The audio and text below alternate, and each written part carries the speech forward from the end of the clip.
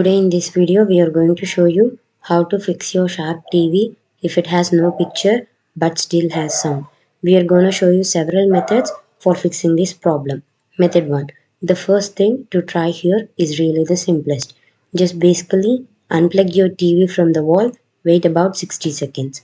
Now don't be impatient. Here wait for the 60 seconds. Then plug it back in. This will reset your TV.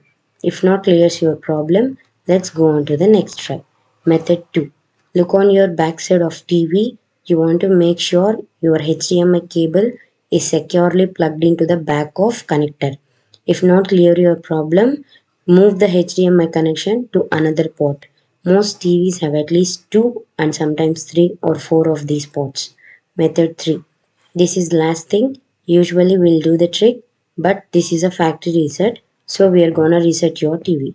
Go to settings, go to system menu, advanced system settings, factory reset, then factory resets everything. If this video helped you out, please leave a like and comment down below. If this worked for you, thanks for watching.